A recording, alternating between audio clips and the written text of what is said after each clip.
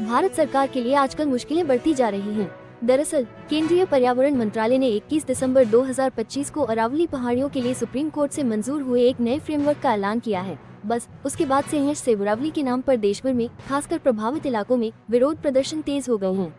इस सरकारी नोट का नाम है अरावली हिल्स, पर्यावरण की रक्षा और स्थायी विकास सुनिश्चित करना।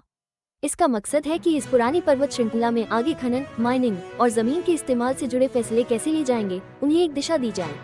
लेकिन पर्यावरण से जुड़े संगठनों और स्थानीय नागरिक समूहों ने इस नई परिभाषा को तुरंत ही सिरे से खारिज कर दिया है। उन्होंने इसे अरावली के लिए एक तरह का मौत का फरमान बताया है, क्योंकि ये दिल्ली एनसीआर के लिए एक बहुत जरूरी ग्रीन बफर का काम करती है।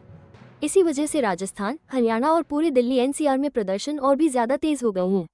उधर कांग्रेस पार्टी ने भी पूरे राजस्थान में मेगा प्रदर्शन करने का ऐलान कर दिया है। इससे जिस बात की शुरुआत पर्यावरण और कानूनी बहस के तौर पर हुई थी, उसे अब पूरी तरह से राजनीतिक रंग दे दिया गया है।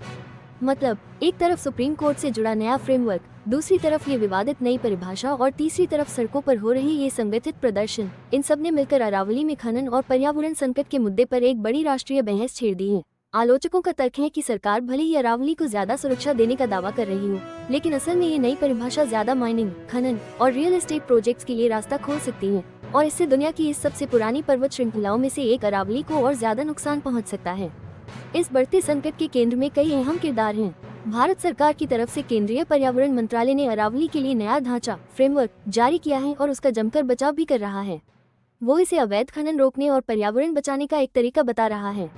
सुप्रीम कोर्ट ने भी एक ऐसे फ्रेमवर्क को मंजूरी दी है, जिसके तहत केंद्र का कहना है कि अरावली में कोई नई खनन लीज तब तक नहीं मिलेगी जब तक पूरी मैनेजमेंट प्लान तैयार नहीं हो जाती। लेकिन केंद्र की इस बात से कई सारे पर्यावरण संगठन सहमत नहीं हैं। इनमें क्लाइमेट और जंगल के एक्टिविस्ट के साथ साथ स्थानीय नागरिक समूह भी शामिल हैं। हाइड्रोलॉजिस्ट राजेंद्र सिंह उन अहम आवाजों में से हैं जो इस पर चिंता जता रहे हैं। उनका कहना है कि सरकार सस्टेनेबल माइनिंग के नाम पर जो बदलाव कर रही है, उससे नई सड़कें बनने, ब्लास्टिंग करने और खुले गड्ढे खोदने से वन्यजीवों के लिए बेहद जरूरी गलियारों को भारी नुकसान पहुंच सकता है। विपक्षी दल, खासकर कांग्रेस ने भी इस मुद्दे को लपक लिया है। वो सार्वजनिक मंचों से केंद्र के इस कदम और अरावली को दोबारा परिभाषित करने के पीछे के इरादों पर सवाल उठा रहे हैं।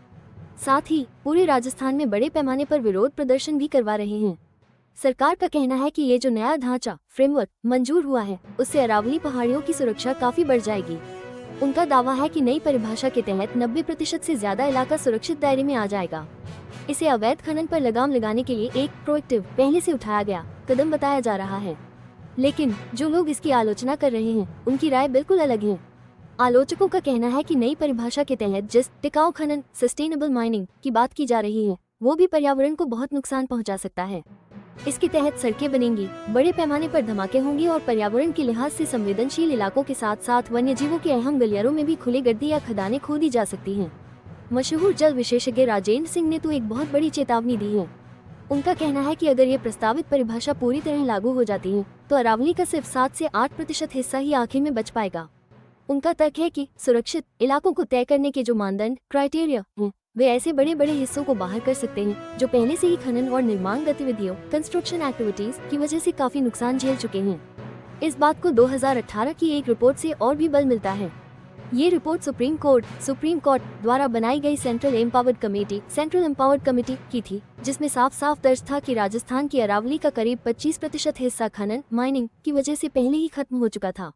भौगोलिक तौर पर अरावली रेंज एक बहुत पुरानी और बड़ी पहाड़ी श्रृंखला है, जो करीब 700 किलोमीटर तक 4 भारतीय राज्यों राजस्थान, हरियाणा, दिल्ली और गुजरात में फैली हुई है। ये विशाल इकोलॉजिकल कॉरिडोर एक बहुत अहम भूमिका निभाता है, खासकर दिल्ली एनसीआर के लिए, क्योंकि ये इसका आखिरी बड़ा ग्रीन बफर है। विरोध प्रदर्शनों की मौजूदा लहर ने कई अहम हॉटस्पॉट बना दिए हैं। हरियाणा में गुरुग्राम और फरीदाबाद शहरी मोर्चे के तौर पर सामने आए हैं, जहां के लोग अरावली के खराब होते जाने का सीधा असर अपनी हवा की क्वालिटी और धूल भरी आंधियों के बढ़ते प्रकोप पर साफ साफ महसूस कर रहे हैं। वहीं राजस्थान में जयपुर और अलवर जैसे शहर, जहां अरावली में पत्थर और मार्बल की माइनिंग का पुराना इतिहास रहा है, कांग्रेस पार्टी के प्लान किए गए मेगा प्रोटेस्ट के लिए बड़े केंद्र बनाए गए हैं। एक्टिविस्ट 2018 की सेंट्रल एम्पावर्ड कमेटी की रिपोर्ट का जोर शोर से हवाला दे रहे हैं। इस रिपोर्ट में अरावली के बड़े पैमाने पर हुए विनाश को उजागर किया गया था। उनका तर्क है कि अभी कोई भी दोबारा मैपिंग या पर्यावरण के नियमों में ढील देना एक पहले से ही नाजुक और बुरी तरह प्रभावित इकोसिस्टम को और ज्यादा नुकसान पहुंचाएगा। अरावली की परिभाषा को लेकर जो बहस छिड़ी हुई है, वो कोई अकेला मामला नहीं है, बल्कि इसका सीधा सीधा नाता देश भर में चल रहे कई बड़े पर्यावरणीय विवादों से है। इसमें पूरे देश में संरक्षित इलाकों में होने वाली माइनिंग पर जारी बहस और अरावली में माइनिंग को लेकर सुप्रीम कोर्ट के आदेश कितने असरदार साबित होते हैं, ये सारे मुद्दे शामिल हैं।